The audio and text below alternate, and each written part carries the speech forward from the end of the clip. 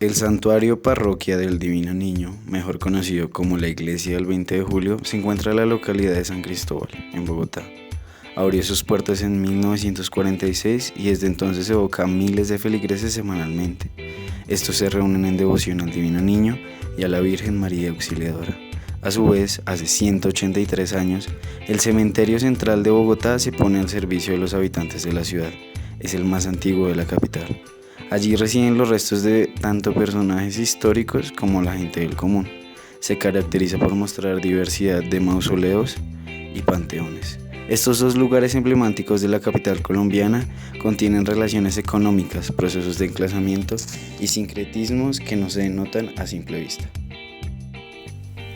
Es evidente que en el mundo capitalista, hasta en la esfera de la religión, hay un precio. Estas dos locaciones no son la excepción.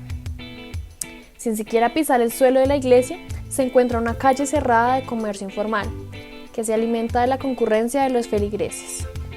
Allí se venden objetos con el fin de bendecirlos, entre ellos agua embotellada, rosarios, veladoras, imágenes, y uno que resalta es la planta de ruda, que popularmente es reconocida por su poder astral para limpiar las malas energías de los espacios. Es comprada para bendecirla o es llevada a la iglesia para que potencialice sus propiedades y absorba la buena energía del lugar. El comercio no se limita a artículos relacionados con la fe. El constante flujo de personas permite el comercio de comida, objetos y prendas de uso íntimo y personal, como por ejemplo las rasuradoras o las medias.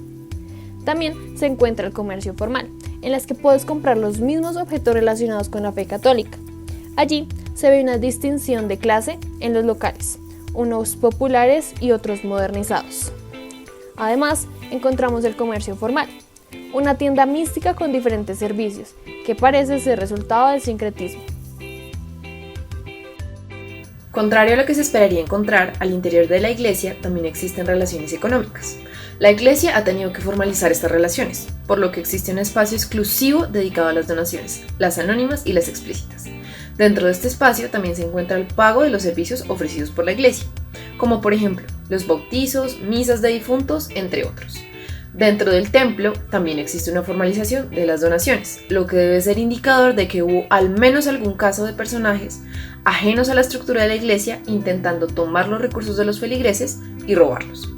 El puesto de donaciones de mercado en la iglesia está conectado con el comercio porque a las afueras de esta se venden mercados listos de diferentes precios para donarlos.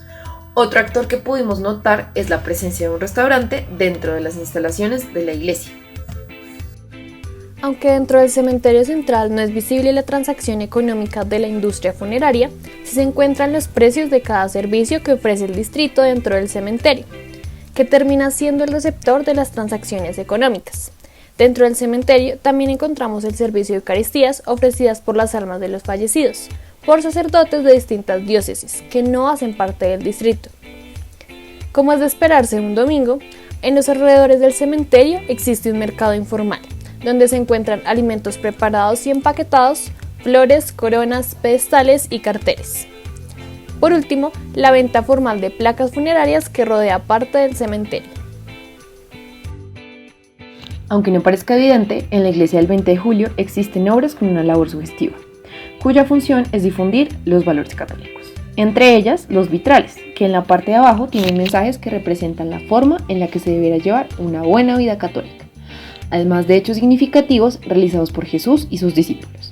Existe una manera más explícita que se encuentra en el confesionario, donde Jesús crucificado refuerza el mensaje de la confesión, además de los letreros que presentan lo que Jesús dijo luego de una confesión de pecados.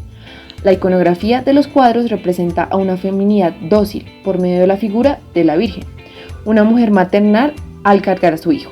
En ningún momento se presenta una mártir, sino una apacible.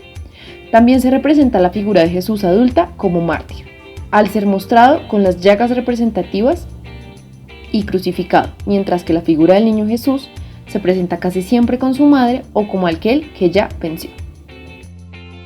Dentro del cementerio central encontramos que algunas lápidas están hechas para representar algunos de los elementos más significativos de la vida del difunto o la difunta. Esto tanto en las lápidas modernas como en las más antiguas. Sin embargo, la simbología se ha transformado a lo largo del tiempo. La solemnidad de los panteones, lápidas o mausoleos hablan sobre la posición social que ostentaban los difuntos y difuntas mientras vivieron, posición que pasaron a ocupar también en los cementerios. Encontramos también que donde se enterraban familias completas era probablemente donde más clase había. Uno de los elementos más notables dentro de la iglesia son los vitrales, que rodean las paredes de la misma. Estos, en principio, cumplen una función de iluminación. Los vitrales representan la divinidad a través de vidrios de colores. Los mismos vitrales pasan de ser un elemento pictórico a uno artístico, ya que notamos cómo a esta iglesia entra bastante luz sin necesidad de tener tantos. En estos vitrales evidenciamos a los tetramorfos, como símbolo de los 4 evangelios mostrados con 4 criaturas religiosas, todas con alas que nos muestran a estas como algo espiritual. El águila representa a Juan, el buey a Lucas, el león a Marcos y el humano a Mateo. Esto nos muestra que la iglesia sigue las enseñanzas de Jesús interpretadas por los 4 evangelios. Las columnas de la iglesia imitan al prestigio de la catedral primada, ya que esta fue inaugurada en 1937 y remodelada en los años 80, donde probablemente las columnas fueron modificadas. Las columnas en la iconología cristiana representan a los pilares de la iglesia, las personas. Dentro del cementerio central encontramos diferentes tipos de mausoleos. Algunos de ellos aluden a los panteones griegos, la época republicana, que recuerdan al honor militar, las fortalezas de la Edad Media, estilo gótico, entre otros. Distintos mausoleos incluyen estatuas, entre ellas la Virgen María, el ángel guardián del cementerio y símbolo de paz, y el ancla que representa que están aferrados a la esperanza que es Jesús. Por otra parte, encontramos grabados en las tumbas. Aquí hay un contraste entre la representación de la figura de Jesús como un mártir o una figura lejana, y en las tumbas más recientes se percibe a Jesús como el amigo del difunto o difunta, un Jesús un poco más vivo. Así como antes se representaban los intereses de los intelectuales en las tumbas, ahora se encuentran escudos de fútbol de los que el difunto o la difunta eran hinchas, también pequeños grabados de fotos del difunto o difunta en las lápidas. La mezcla entre distintas creencias en la ciudad no es una novedad, y en los espacios religiosos como el 20 de julio encontramos en los vitrales la representación de un Jesús moreno, contraria a la versión europea.